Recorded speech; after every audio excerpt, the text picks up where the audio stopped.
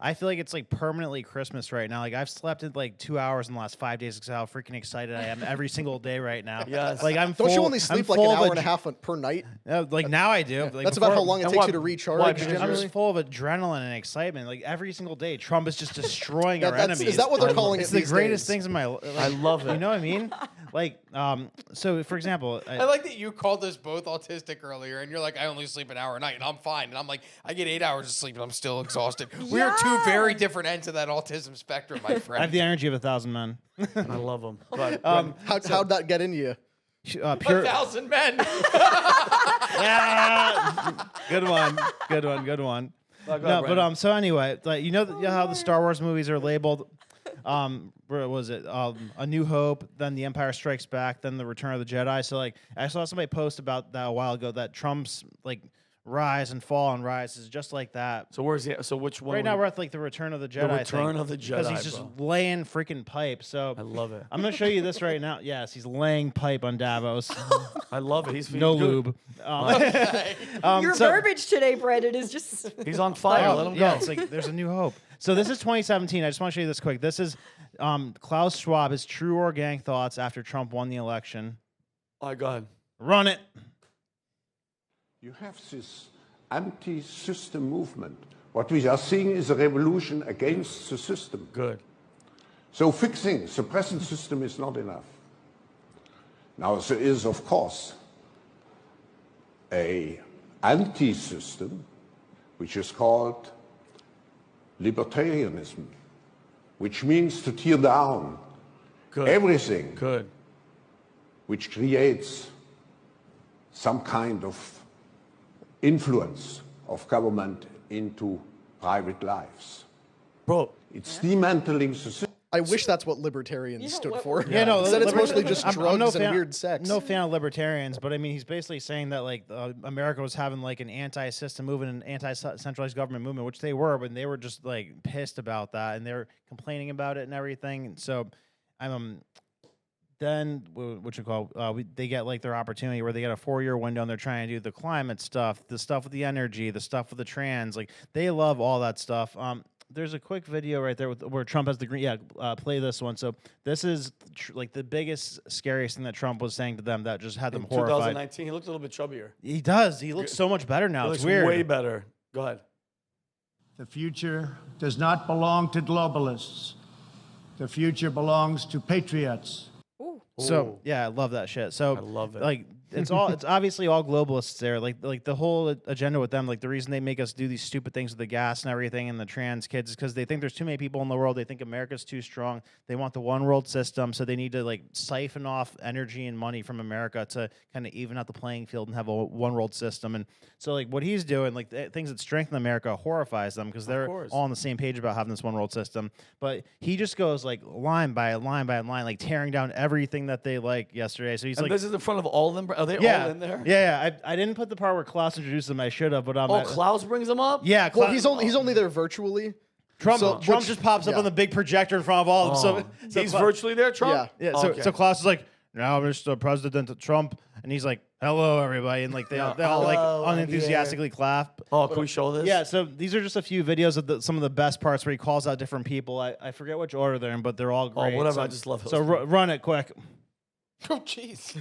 I love it. Run it quick. Speaking of you, and you've done a fantastic job, but I hope you start opening your bank to conservatives because many conservatives complain that the banks are not allowing them to do business within the bank, and that included a place called Bank of America. They don't take conservative business.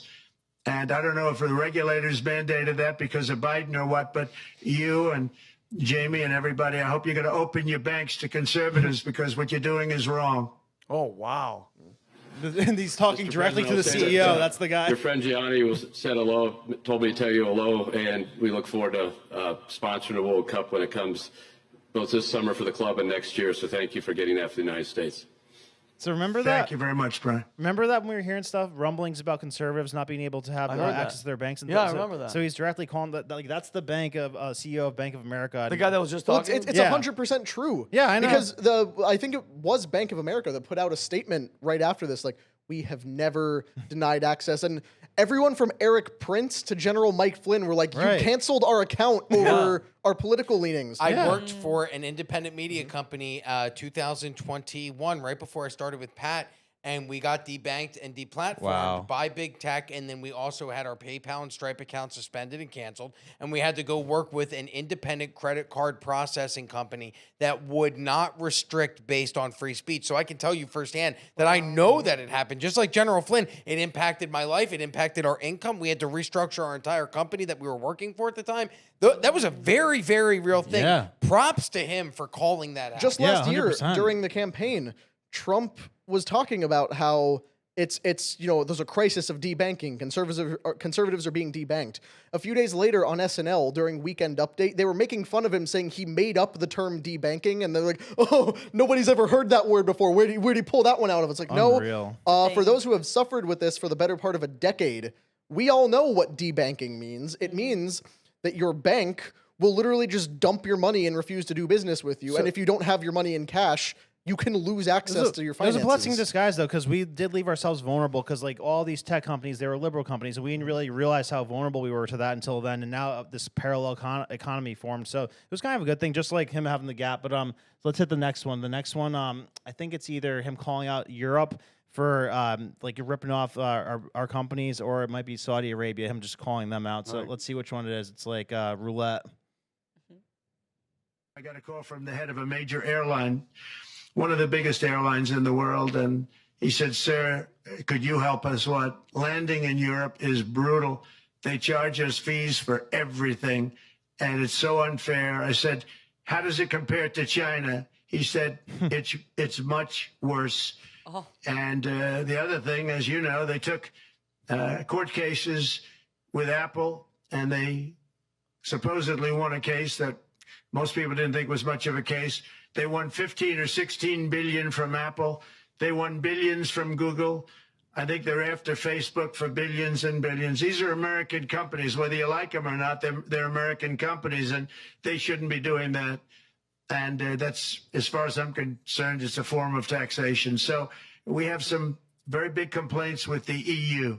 Uh-oh. Thank you. Putting them on blast. So yeah, I mean, like, I know we have a lot of problems with those companies, but still, it's like if you have an annoying brother or an annoying cousin or something, and some outsider is picking on them or like ripping them off or tries to rob them, like, you better step the fuck up and like do something about that, which for our sure. president wasn't doing. No. So now that we have a president that's actually standing up for all of our interests and has our back, that's like the most invigorating thing ever. Look at who he listed. It's like it's Facebook, Apple. These are companies that hate him. Censored him. Yeah. Like, okay, Zuckerberg is now apparently a cool human being instead of the he'll never creepy be lizard cool. he's always He'll been. never be cool. But now, like, Trump was kicked off of Facebook hours after January 6th and was gone for years. These are companies that do not like him at all, but he's willing to go to bat for him because it's the nationalist versus globalist argument. And he's winning these people over too. Yeah. He's using honey instead of vinegar, or whatever the saying is. Well, he saw the whole one more. the Make in America thing. I don't know if you have that clip as well. He said the saying exactly how it goes. Yeah. And he goes, I think that's how the saying He was being humble. Well, it was actually great because I thought he was going to mess it up. You can catch a lot of It's like bees they with say, vinegars. you can catch flies with honey, but you catch more honeys being fly. Oh, Nice. Connor! He's got the rhymes today. Connor's on Yeah. fuego today. All right, Saudi Arabia. Watch this. This is funny. They did 9/11. Tell us. Go. And it's also reported today in the papers that Saudi Arabia will be investing at least $600 billion in America, but I'll be asking the Crown Prince, who's a fantastic guy, to round it out to around $1 trillion. I think they'll do that because we've been very good to them. And I'm also going to ask Saudi Arabia and OPEC to bring down the cost of oil. You got to bring it down, which, frankly, I'm surprised they didn't do before the election. That didn't show a lot of love by them not doing it. I was a little surprised by that. If the price came down, the Russia-Ukraine war would end immediately. Right now, the price is high enough that war will continue. You got to bring down the oil price. You got to end that war. They should have done it long ago. They're very responsible, actually, to a certain extent for what's taking place. Millions of lives are being lost. With oil prices going down, I'll demand that interest rates drop immediately, and likewise, they should be dropping all over the world. Interest rates should follow us.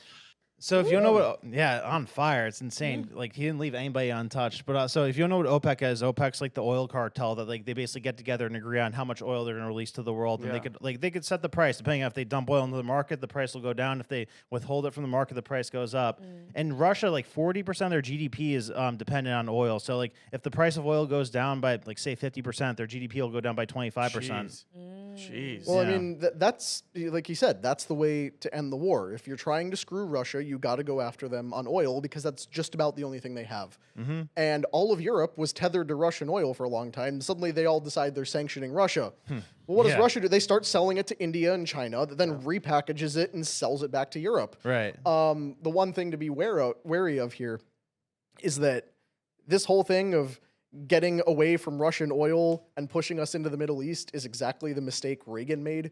You guys remember when we had the screening of the Reagan movie with Dennis Quaid a couple months back? Yes. There's that scene where he's sitting down and he's talking with Margaret Thatcher, and he's trying to get her on his side to try to bust up the Soviet bloc, be hardline on Russia during the Cold War.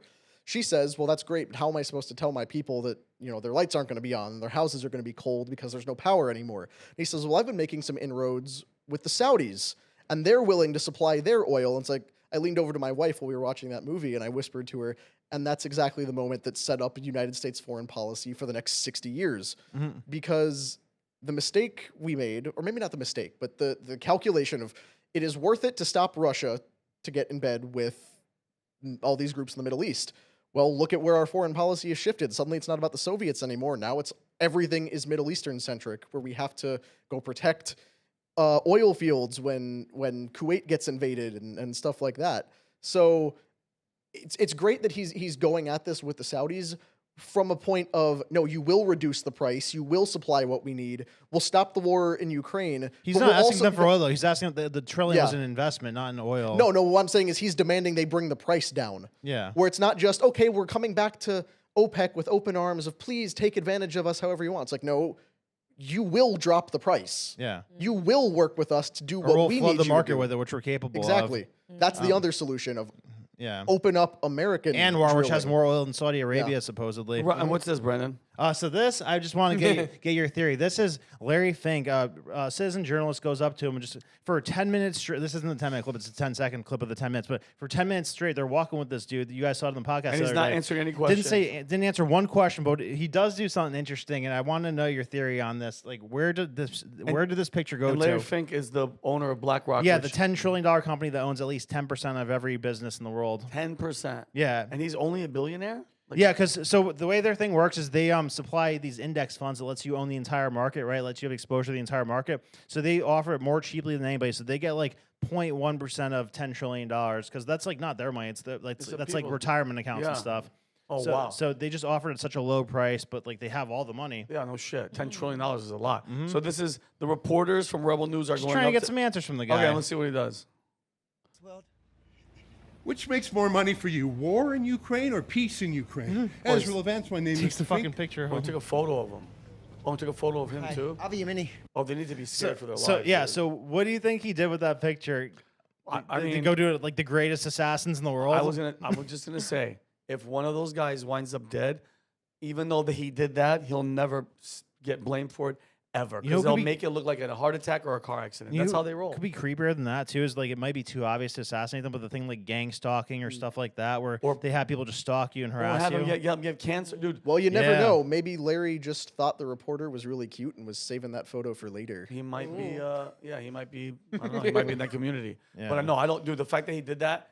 That's a really, really bad look. That's a scary. He bro, looked furious. Oh, you don't think those guys are sleeping well? You think they're sleeping well tonight or the next night? Larry Fink, a guy that runs a $10 trillion fund. Are you nuts? So get this: when the Federal Reserve, when the U.S. went bankrupt in 2008, and then when we had problems in 2020, the Federal Reserve calls BlackRock to have them fix the economy. Because our Fed isn't smart enough or specialized enough to do the damage control with the debt and all, restructuring and all that. So they call the Fed as a special contractor to help them deploy the trillions of dollars that they print. That's bananas. We really let up on BlackRock in the last year. Think of what the big acronym for the evil things happening in the last year has been. It's been DEI.